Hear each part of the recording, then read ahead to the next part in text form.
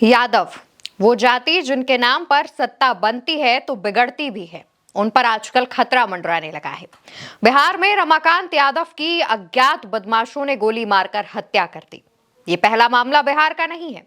7 दिन पहले एक और कारोबारी की इसी तरीके से घर के बाहर गोली मारकर हत्या की थी। आंकड़ों की बात करें तो जुलाई की शुरुआत में, यानी कि शुरुआत से लेकर अभी तक 7 दिनों में करीब 20 मर्डर हो चुके हैं। एक एक दिन में 3 से 4 मर्डर की घटनाएं सामने आती हैं।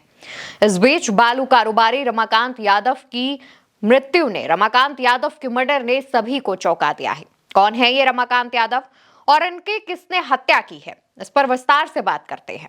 दोस्तों, रमाकांत यादव बालू कारोबारी हैं। उनका कई जगहों पर वर्चस्व था। तमाम लोग उन पर अवैध रूप से बालू का जो कारोबार है वो करने का आरोप लगाते हैं, लेकिन दूसरी तरफ उनके जो तमाम डॉक्यूमेंट्स हैं वो दूसरी बात बताते हैं।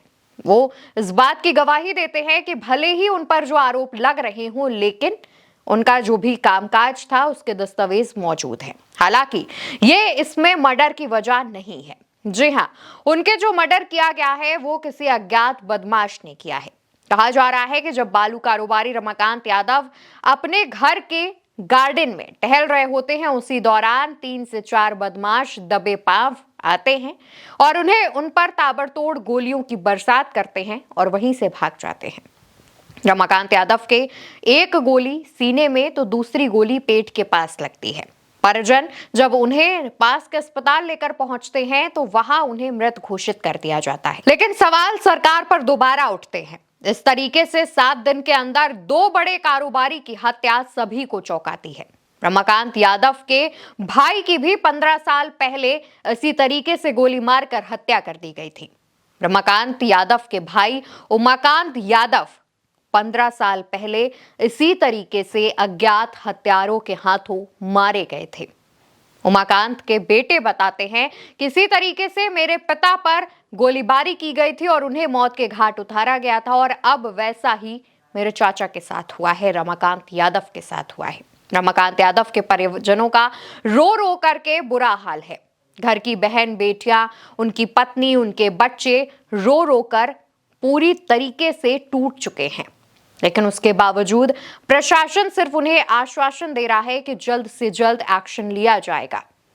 पर क्या जिस तरीके से बीते 7 दिनों में 20 घटनाएं हुई हैं, उनमें एक्शन से पता चलता है कि किस कदर जो एक्शन में तेजी लाई जा रही है और किस तरीके से जो कार्रवाई की जा रही है उस पर सवाल उठने चाहिए या नहीं।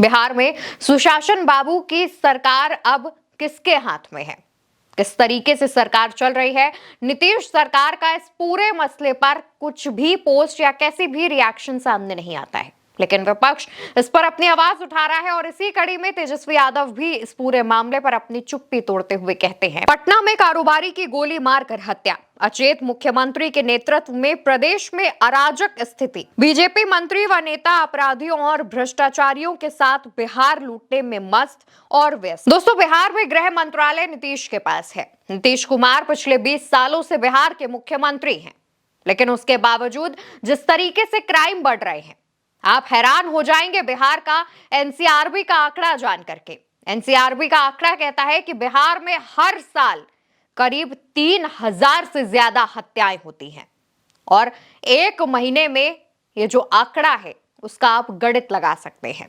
यहां तक कि जब पूरा देश कोविड की वजह से लॉकडाउन में था, उसके बावजूद बिहार में ये आंकड़ा 3000 से ज्यादा था।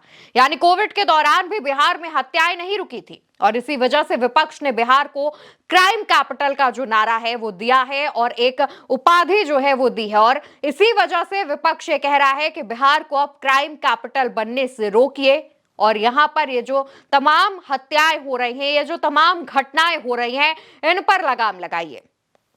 बिहार में कुछ ही दिनों में, कुछ ही महीनों में विधानसभा चुनाव होने हैं और इससे पहले बड़े बड़े कारोबारियों की हत्या रंजिशों के चक्कर में हो रही है या फिर जिस भी कारण से हो रही है, इस पर सरकार पूरी तरीके से लगाम लगाने में फेल है। वहीं अगर हम एक और कारोबारी जिनका खेमका करके नाम बताया जा रहा था, उनकी अगर हत्याकांड पर जिक्र करें तो वो अपने घर के बाहर मौजूद थे, तभी कुछ हमलावर आते हैं और उन पर गोलियों की बरसात करके चले जाते हैं।